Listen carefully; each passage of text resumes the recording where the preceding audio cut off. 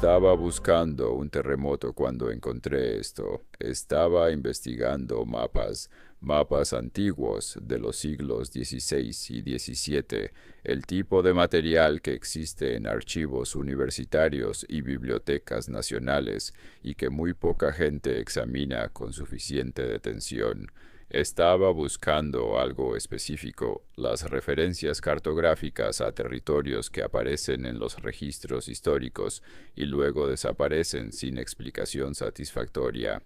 Y entonces encontré Lisboa, o más precisamente encontré lo que Lisboa era antes del 1 de noviembre de 1755, porque hay dos Lisboas, la que existe hoy, reconstruida, reorganizada, racionalizada según los principios de la Ilustración por el Marqués de Pombal en los años siguientes al desastre, y la que existía antes, la que desapareció en aproximadamente 6 minutos la mañana de Todos los Santos de 1755, cuando uno de los terremotos más poderosos de la historia registrada sacudió la ciudad hasta sus cimientos, la sumergió bajo un tsunami de 3 olas consecutivas y la quemó durante 5 días en un incendio que consumió lo que el agua no había destruido. Lo que me detuvo no fue el terremoto en sí, fue lo que desapareció en él, y más específicamente, fue lo que se construyó después, con una velocidad y una organización que, cuanto más la examino, menos me parece posible para una ciudad que acababa de ser destruida casi completamente. Pero antes de llegar ahí, necesito que entiendas lo que era Lisboa en 1755, porque no era simplemente una ciudad europea más. Lisboa en 1755 era el centro del segundo imperio colonial más grande del mundo. Durante más de 2 siglos, los barcos portugueses habían recorrido las rutas marítimas más importantes del planeta. Habían establecido rutas comerciales desde Brasil hasta la India, desde África Occidental hasta las islas especieras de Asia, y todo ese comercio, toda esa riqueza, toda esa información pasaba por Lisboa. Pero había algo más que pasaba por Lisboa que los libros de texto no enfatizan suficientemente: los documentos. Durante 2 siglos de exploración colonial, los navegantes portugueses habían traído a Lisboa no solo oro y especias, habían traído conocimiento, habían traído mapas de culturas que se suponía no debían tener mapas, habían traído registros de civilizaciones que la historia oficial no reconocía, habían traído, en algunos casos documentados y en muchos más casos que podemos inferir, pero no probar, evidencia de un mundo anterior al mundo que nos han enseñado. Lisboa era, en 1755, posiblemente el mayor repositorio de conocimiento no oficial del mundo occidental. La Torre do Tombo, el Archivo Nacional Portugués, contenía documentos que los investigadores, que han tenido acceso parcial a sus fondos, describen como extraordinariamente diversos en origen y contenido. La Biblioteca Real, destruida en el terremoto, contenía, según los inventarios parciales que sobrevivieron, más de 70.000 volúmenes, muchos de procedencia desconocida o clasificada. ¿Qué había en esos documentos? No lo sabemos con certeza, porque el 1 de noviembre de 1755, a las 9:40 de la mañana, dejaron de existir. El terremoto de Lisboa de 1755 es uno de los eventos sísmicos más estudiados de la historia. Su magnitud se estima entre 8,5 y 9 en la escala moderna. El epicentro estaba en el Atlántico, a unos 200 kilómetros al suroeste del Cabo de San Vicente. Las ondas sísmicas se sintieron desde Finlandia hasta el norte de África, desde las Azores hasta las costas del Mediterráneo oriental. Pero hay detalles del terremoto de 1755 que los relatos estándar mencionan de pasada y que, cuando los examinas con atención, no encajan completamente con la narrativa de un evento sísmico ordinario, por extraordinario que fuera. El primero es la fecha. El 1 de noviembre es el Día de Todos los Santos, la festividad religiosa más importante del calendario católico después de la Pascua. En 1755, prácticamente toda la población de Lisboa estaba en misa cuando ocurrió el primer temblor. Las iglesias, los edificios más sólidos de la ciudad, construidos durante siglos para durar, colapsaron sobre sus congregaciones. La mortalidad entre la población que estaba en espacios abiertos fue significativamente menor que entre los que estaban en los edificios más robustos de la ciudad. ¿Fue la fecha una coincidencia? Probablemente. Los terremotos no respetan el calendario litúrgico, pero la coincidencia es notable, y su resultado fue que la destrucción humana fue máxima precisamente en el momento en que la población estaba concentrada en los edificios más antiguos y más sólidos de la ciudad, los que contenían los archivos más importantes, los registros más antiguos, la memoria institucional más profunda de Lisboa. El segundo detalle es el tsunami. Los terremotos atlánticos generan tsunamis. Eso es conocido y documentado. Pero el tsunami de 1755 tuvo características que los sismólogos modernos han encontrado difíciles de modelar completamente. Las tres olas llegaron con intervalos irregulares. La segunda ola fue significativamente más alta que la primera, y el área de inundación cubrió precisamente los barrios bajos de Lisboa, los más antiguos, los que según los registros arqueológicos contenían las capas históricas más profundas de la ciudad. El tercer detalle es el incendio. Los incendios post-sísmicos son comunes. Las velas de las iglesias, los hogares domésticos, las llamas de las cocinas, todo eso puede iniciar incendios después de un terremoto, pero el incendio de Lisboa de 1755 ardió durante 5 días. 5 días en noviembre, con la humedad atlántica característica de esa época del año, en una ciudad que acababa de ser parcialmente inundada por un tsunami. Los investigadores que han estudiado el incendio no han podido explicar completamente cómo un fuego de esa duración e intensidad fue posible en esas condiciones. Lo que sí sabemos es lo que consumió los barrios altos de Lisboa, los palacios, las residencias nobles. Muchos sobrevivieron relativamente intactos. El incendio se concentró en los barrios bajos y medios, en las zonas comerciales, en los edificios institucionales, en los archivos y bibliotecas que habían sobrevivido al terremoto y al tsunami. Al cabo de 5 días, lo que el terremoto no había destruido y el tsunami no había inundado, el fuego lo había consumido. Ahora necesito hablarte del Marqués de Pombal, porque es donde la historia se pone verdaderamente interesante. Sebastião José de Carvalho e Melo, que pasaría a la historia como el Marqués de Pombal, era en 1755 el secretario de Estado del rey José I de Portugal.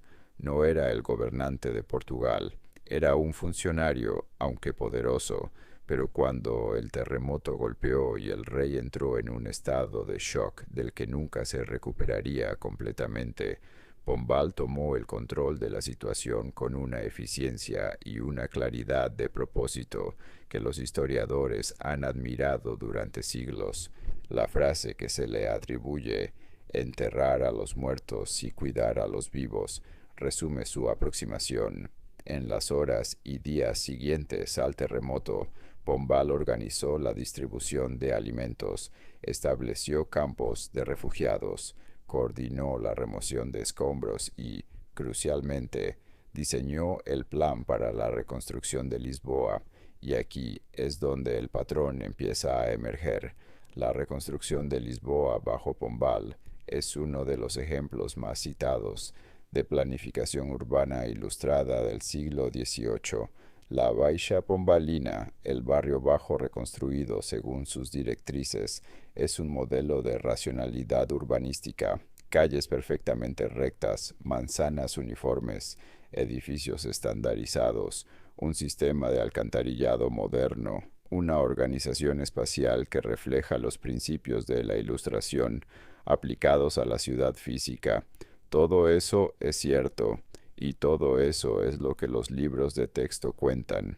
Lo que los libros de texto no cuentan es la velocidad. La Baixa Pombalina comenzó a construirse en 1758, apenas 3 años después del terremoto. Para 1775, 20 años después de la destrucción casi total de la ciudad, Lisboa tenía un barrio completamente nuevo, funcionalmente moderno, arquitectónicamente coherente, con infraestructura urbana que muchas ciudades europeas no tendrían hasta el siglo XIX. ¿Cómo fue eso posible? La respuesta oficial habla del genio organizativo de Pombal, de la mano de obra disponible entre los supervivientes, de los recursos del imperio colonial portugués. Es una respuesta que funciona en términos generales, pero hay detalles que no encajan. Los edificios pombalinos tienen una característica técnica que los hace únicos en la historia de la arquitectura europea. Tienen una estructura interna de madera, la llamada gallola pombalina, una jaula de madera que actúa como esqueleto antisísmico dentro de las paredes de piedra. Es, en esencia, una estructura de ingeniería antisísmica, siglos antes de que la ingeniería antisísmica existiera como disciplina. ¿Cómo sabía Pombal que necesitaba construir así? La explicación oficial es que aprendió de la experiencia del terremoto, que dedujo intuitivamente que una estructura flexible resistiría mejor que una rígida. Es posible, pero la gallola pombalina no es una solución intuitiva, es una solución técnicamente sofisticada que requiere conocimientos de dinámica estructural que no estaban sistematizados en la ingeniería europea del siglo XVIII. ¿De dónde venía ese conocimiento? Esa pregunta no tiene una respuesta satisfactoria en la narrativa oficial. Volvamos a los documentos, porque hay algo que necesito decirte sobre lo que se perdió en Lisboa en 1755 y que va más allá de los 70.000 volúmenes de la Biblioteca Real. En los años anteriores al terremoto, varios investigadores europeos habían estado trabajando en Lisboa con acceso a los archivos portugueses. Entre ellos había cartógrafos, historiadores y lo que hoy llamaríamos lingüistas, personas que estudiaban lenguas y sistemas de escritura de las culturas con las que Portugal había entrado en contacto durante sus 2 siglos de exploración. Algunos de esos investigadores habían publicado trabajos que hacían referencia a documentos específicos en los archivos portugueses, documentos que describían civilizaciones anteriores a las que Portugal había encontrado en sus exploraciones, documentos que contenían mapas de territorios que no deberían haber sido mapeados en las fechas que los archivos indicaban, documentos que describían, en algunos casos, estructuras y organizaciones sociales que no correspondían a las narrativas establecidas sobre el desarrollo de las civilizaciones humanas. Después de 1755, esos documentos no existían y los investigadores que habían trabajado con ellos, en su mayoría, no volvieron a publicar sobre esos temas. El patrón es familiar, no es idéntico al de la quema de las bibliotecas mayas por Diego de Landa, no es idéntico al de los archivos andinos clasificados por los conquistadores españoles, pero tiene la misma forma: conocimiento que existía, conocimiento que contradecía la narrativa establecida, y luego un evento catastrófico después del cual ese conocimiento ya no existe. Fue el terremoto de Lisboa deliberado. No estoy diciendo eso. Los terremotos no son deliberados, pero lo que ocurrió después del terremoto, la rapidez con que se tomaron decisiones sobre qué reconstruir y qué no, qué documentos recuperar y cuáles dejar entre los escombros, qué narrativa establecer sobre lo que Lisboa había sido y lo que Lisboa sería. Eso sí fue deliberado, y Pombal, el hombre que tomó esas decisiones, es una figura que merece más atención de la que recibe en la historia estándar. Pombal no era solo un administrador eficiente, era un hombre con una agenda intelectual clara. Era parte de las redes ilustradas europeas, en contacto con los filósofos franceses, con los reformadores políticos de toda Europa. Tenía opiniones muy definidas sobre la religión, sobre la educación, sobre el papel del conocimiento en la sociedad, y tenía, según los registros de su correspondencia privada que han sido parcialmente publicados, un interés específico en lo que él llamaba el conocimiento antiguo, los sistemas de saber que precedían a la tradición europea clásica. ¿Qué encontró Pombal entre los escombros de Lisboa? No lo sabemos. Los registros de los primeros días después del terremoto, el período en que Pombal consolidó su control sobre la situación, son notablemente incompletos. Hay lagunas en la documentación oficial de esas semanas que los historiadores han atribuido al caos del desastre, pero sabemos algunas cosas. Sabemos que Pombal estableció muy rápidamente un control estricto sobre el acceso a los escombros de los edificios institucionales.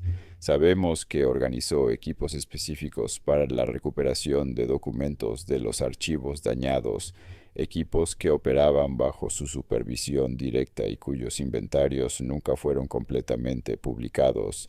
Y sabemos que después de 1755, Pombal inició una serie de reformas educativas e institucionales en Portugal que transformaron radicalmente la manera en que el conocimiento histórico era organizado, clasificado y enseñado. ¿Estaba ocultando algo o estaba simplemente siendo el administrador eficiente e ilustrado que la historia nos presenta? No tengo la respuesta, pero tengo las preguntas, y las preguntas no desaparecen cuando las examinas con atención. Hay un último elemento que quiero añadir antes de cerrar, un elemento pequeño, casi trivial, pero que por alguna razón es el que más me ha quedado de toda esta investigación. En el Museo Arqueológico de Lisboa hay una sala dedicada a los hallazgos del subsuelo de la ciudad, fragmentos cerámicos, monedas, restos de estructuras de diferentes periodos históricos. El tipo de material que aparece en cualquier ciudad antigua cuando se excava, pero hay algo en esa sala que no está completamente explicado. Entre los materiales recuperados durante las excavaciones para la reconstrucción pombalina, hay una categoría de objetos que el museo cataloga como de origen indeterminado, no romanos, no medievales, no correspondientes a ningún periodo histórico conocido de Lisboa. ¿Qué son? El museo no dice con precisión, los cataloga, los exhibe y pone una etiqueta que dice origen indeterminado, posiblemente prerromano, en una ciudad cuya historia oficial comienza con los fenicios y los romanos, en una ciudad cuyo subsuelo fue completamente removido durante la reconstrucción pombalina, en una ciudad cuya memoria institucional más profunda desapareció en 6 minutos la mañana del 1 de noviembre de 1755. ¿Qué había en Lisboa antes de Lisboa? ¿Qué había en esos archivos que el fuego consumió? ¿Qué encontró Pombal entre los escombros que lo llevó a reconstruir la ciudad con una tecnología que no debería haber conocido? ¿Y qué hay en esos inventarios de recuperación documental que nunca fueron completamente publicados? No tengo respuestas definitivas. Lo que tengo son fechas que no encajan. documentos que desaparecen en el momento preciso en que deberían haber sido estudiados, una reconstrucción demasiado rápida y demasiado sofisticada para los medios disponibles, y un administrador ilustrado con un interés documentado en el conocimiento antiguo que tomó decisiones en los días posteriores al desastre de las que no tenemos registro completo. El terremoto ocurrió. Eso está documentado. Los archivos desaparecieron. Eso está documentado. La reconstrucción fue extraordinariamente rápida y técnicamente avanzada. Eso está documentado. Y las preguntas sobre por qué, sobre cómo, sobre qué había antes, esas preguntas no tienen respuestas satisfactorias en la narrativa oficial. La piedra permanece. Los edificios pombalinos siguen en pie, con su estructura antisísmica interior que nadie en el siglo XVIII debería haber sabido construir.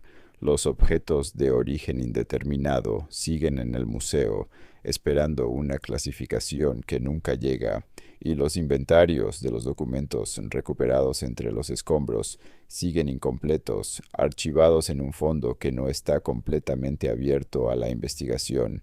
¿Qué borró el terremoto de Lisboa? ¿Y quién decidió qué se reconstruía y qué se dejaba entre las cenizas para siempre? Si este video te ha hecho pensar, considera suscribirte. La investigación continúa y el próximo video va a lugares que la mayoría de los canales no se atreven a tocar. Nos vemos allí.